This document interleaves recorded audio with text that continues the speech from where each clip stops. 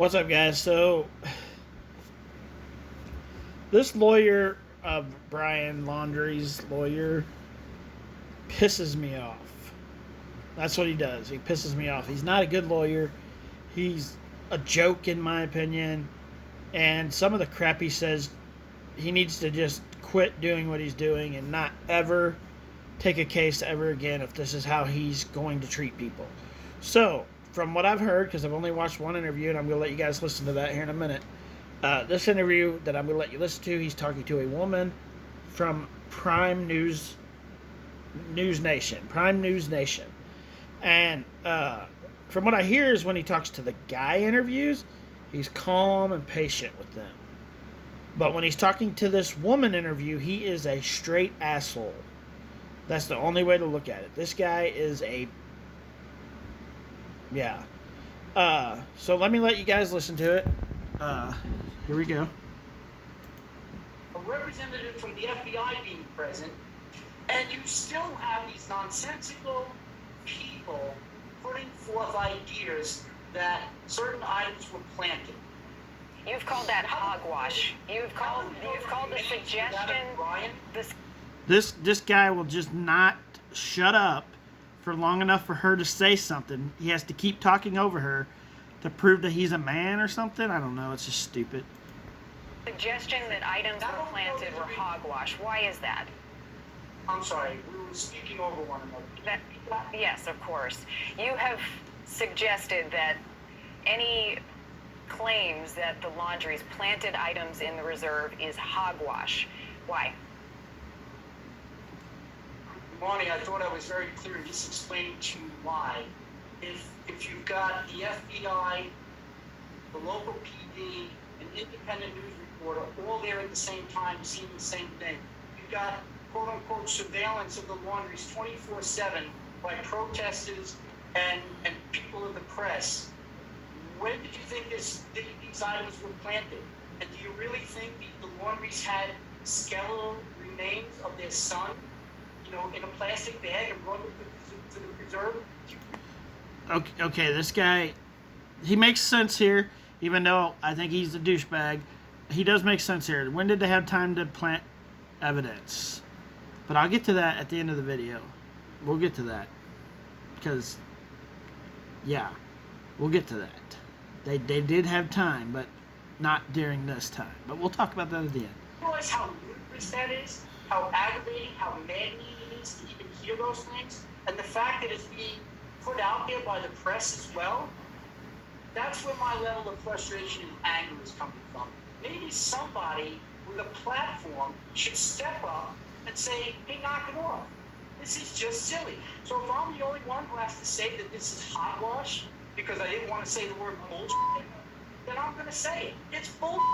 And I'm sorry if John Q. Public doesn't get that. Let me ask you, Mr. Bertolino. So he's saying people with a platform should come out and say something. Well, you didn't come out and say a damn thing until you knew Brian was dead. Then you come out and say something. Shut up. Just shut up. From the very beginning, the public has been watching this case unfold, starting with Gabby's disappearance. I think everyone understands your client's right to stay silent, to not talk. That silence does not presume guilt. However, in the court of public opinion, the last few weeks have been difficult. He was Legally, guilty. I understand that argument, but ethically, did they ever consider reaching out to the Petitos, reaching out to law enforcement in help finding Gabby? They should have. Unfortunately, Monty, I can't have that conversation with you at this time. Why is that? I just can't. It's not the appropriate time to have. He can't tell us something now. Your privilege with your client's over. There's no privilege anymore. He passed. That conversation. But it's an ethical conversation, not just for the parents of Brian, but for you as an attorney. At any point when they were searching for Gabby, did you feel the need, compelled to help? I can tell you that at this moment in time, Chris and Roberta Laundrie just learned that their son's remains were identified. He is now no longer with them. At some point in time in the future, there may be more information as whether Yeah, I'm not gonna watch. I'm gonna go ahead and cut that off. This guy, yeah, he pisses me off. Like, I get it. Yes, this mother and father potentially just found out their son died. They already knew, people. They already knew. And here's how I come up with the could they have planted the evidence? The answer is yes. Yes. They had at the beginning, guys, they had 5 or 6 day head start on everybody before searches even started happening. They could have went out and put the dry bag somewhere. They could have went out and put the backpack somewhere. They could have knew Brian was going off in this spot and was going to do something to himself. That's why they went and had the camp trip, so they can spend one last moment with their son before he went off to do this stupid thing he did. Yes, they could have planted it. The evidence could have been planted 6 weeks ago. Could they have been planted now, this week, when they found all this? No, there was no way that evidence could have been planted, because there was always somebody watching them. So no, there's no way they could have planted evidence. It just didn't happen. There was always somebody watching them. So with the lawyer, with that part, I kind of agree. But they could have planted evidence at the beginning. It could have been done. Brian's dad walked straight in, turned, went into the woods, come right back out with the dry bag. It's like he walked directly right to it. Right to it. And, yeah. So, it could have been planted 6 weeks ago. And just nobody's found it over the last 6 weeks.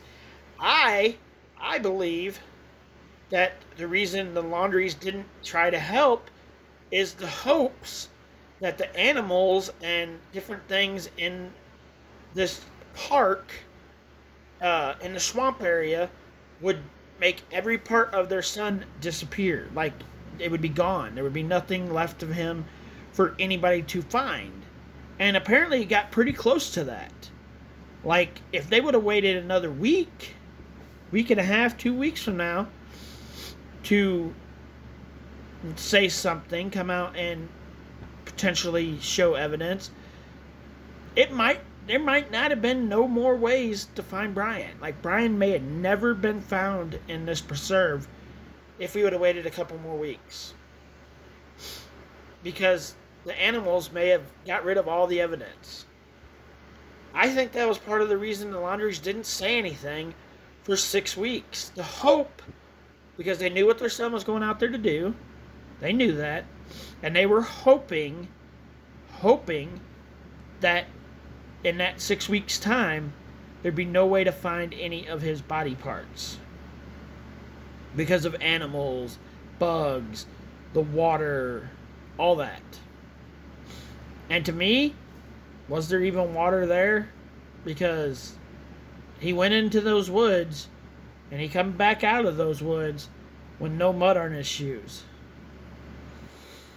Wouldn't you have mud on your shoes if the water just went down in the next day or two?